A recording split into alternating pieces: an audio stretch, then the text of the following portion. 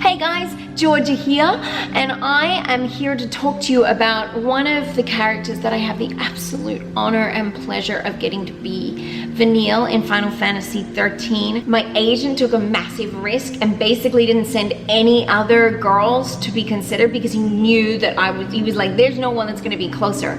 I don't think he, nor the producers, nor I in that moment even realized how similar the story of Vanille and the story that my life is taking would be. And perhaps my and Vanille's journey will help you even more today. So as you know, if you've played Final Fantasy XIII, Vanille has a very deep, dark past.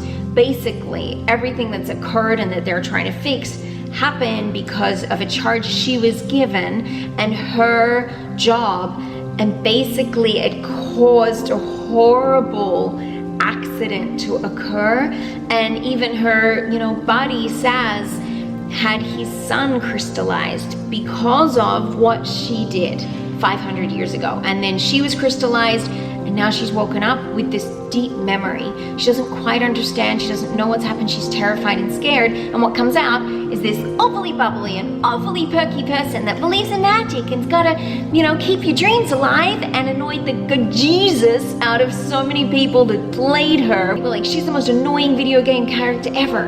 That's when they hadn't played all the way through, or maybe they still thought it.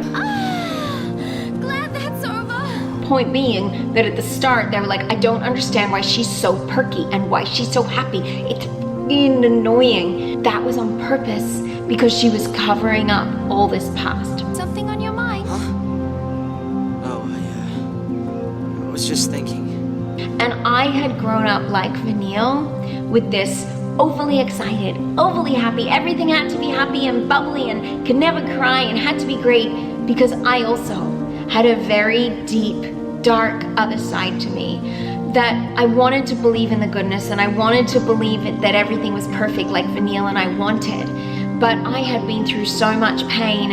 I had been living with an eating disorder all my childhood. I had just in that year lost all of my hair for no reason other than an autoimmune condition, and I'd been a hair model, and my life was crumbling down on top of me. And I also was pretending to be perky and happy.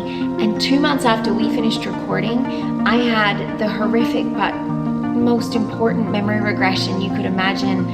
I realized that I'd been abused as a child by a stranger. Now I know you're going, isn't this laughter heels? Where's this funny?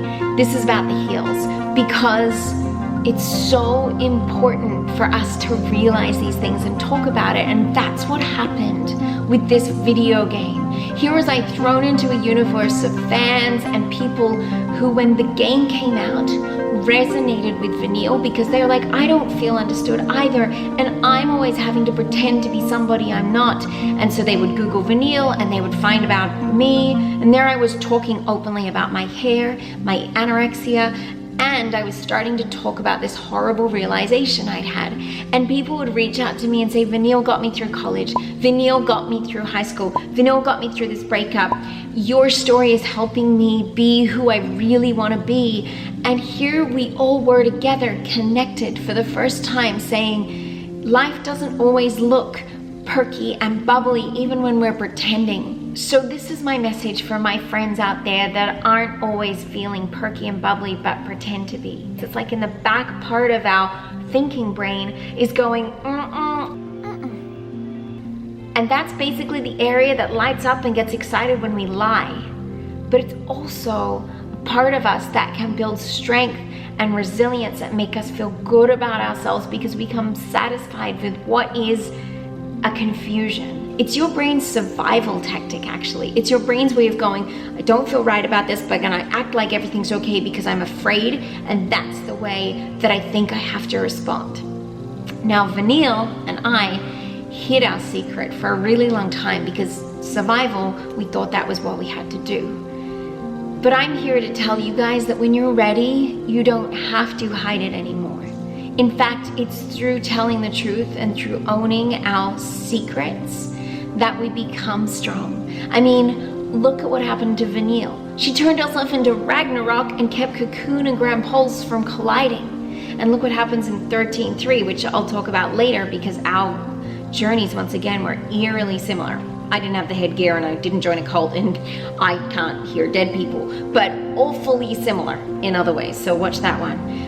But when you commit to being honest, I like to call it radical honesty. Since coming through Final Fantasy XIII, being inspired myself by Vanille, and by learning that when I reach out to others and I share with a community like our incredible video game community, people just say, me too, I feel that way, or this is my secret. Everybody has a secret they're desperate to share, and it is our secrets that will connect us. It's not our strengths and the things that we can do perfectly that connect us. It's what makes us vulnerable that connects us. So from Vanille and I want to say to you guys, own your secrets, share your secrets, use those to connect, and it will be the thing that will transform your life. Or, as Vanille would say, no one ever said the future would be easy, but I think we all saw that glimmer of a dream somewhere in the sky that night, the tiniest spark of hope that we could change our fate.